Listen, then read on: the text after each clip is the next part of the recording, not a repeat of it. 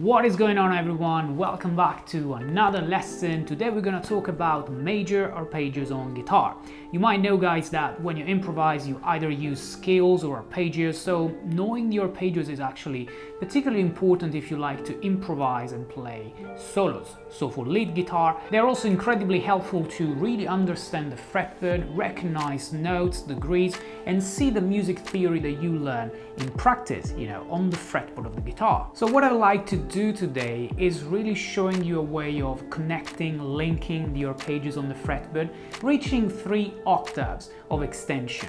Let's go step by step. Let's get started with a simple G major arpeggio. So a G major arpeggio is made by the notes G, B, and D, okay, root, major third, and perfect fifth. These are the only 3 notes that we'll be playing. Now, rather than thinking about shapes, so staying vertically in the same area to play things like or, instead of doing this, I want to show you how we can link them horizontally through the fretboard, okay, in a way that covers a huge part of the fretboard and you can use when you improvise. So I would start like this. We play the G and the B on the same string and the D on the string below. So first octave sounds like this, okay? From here, I'll continue with the next G 1 string below on the D string, and I'll be playing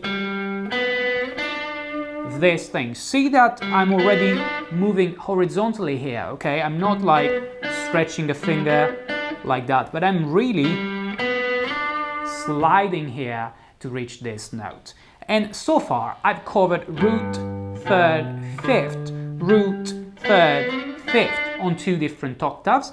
But I could continue with the next G here and from the B string play 1 more octave of G, B, B. Okay, so you can use any fingering you like. In this way, we actually play 3 full octaves. G, B, D, G, B, D, G, B, D.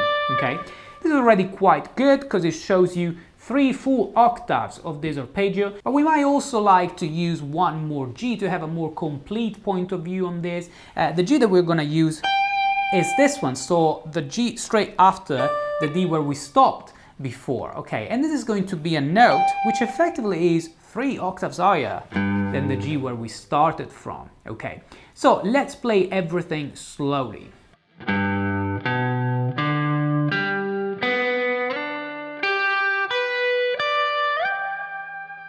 And obviously, once you reach this G, you might want to slide backwards and play all of the same notes backwards to go back to your G where you started from, okay? So if we give it a go slowly in both directions, this G major arpeggio over 3 octaves will sound like this.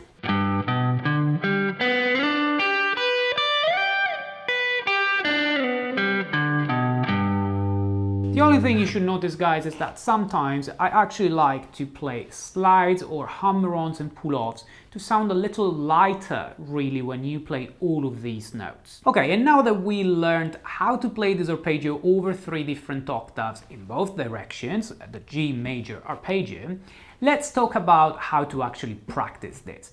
The number 1 thing is moving this arpeggio to different keys. So if instead of playing G, I want to play a C major arpeggio, I will go from G to C, okay, like this. And the 3 notes that I play are C, E, G, so root, major third, and fifth. And if I play the arpeggio exactly in the same way, like linking exactly in the same spots, this will be something like this.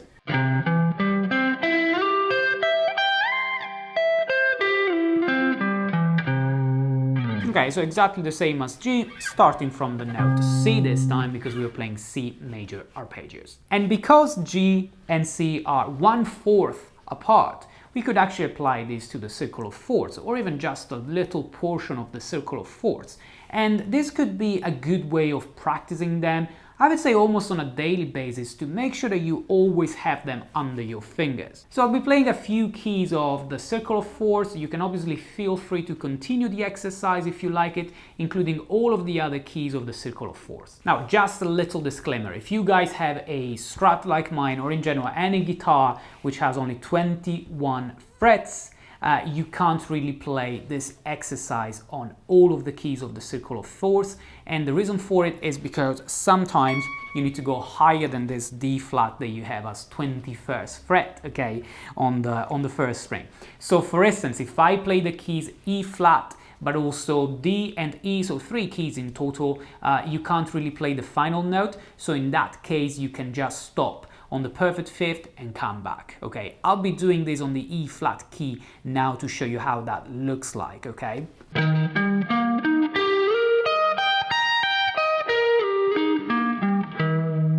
Okay, so because I can't reach fret 23, which is where I would find the next E flat, I've stopped, you know, because I have only 21 frets, I've stopped on the 5th, which is the note B flat, and this is on fret 18. Okay, let's listen to a few more keys.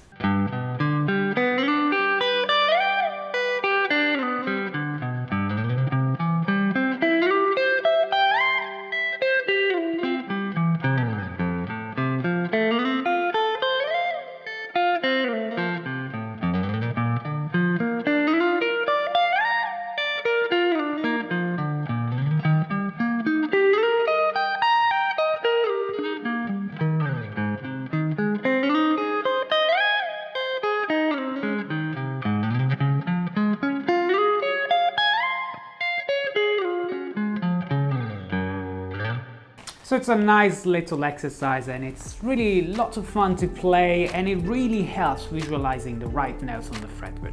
Now guys, if you want to see in detail a tab for this exercise, for the full exercise to practice, you can head to my Patreon page. The link is in the description below, and you can download all of the tabs for the examples that I play in my videos. If you become a Patreon, you will get extra resources, and you will also support this channel to keep these lessons coming, alright?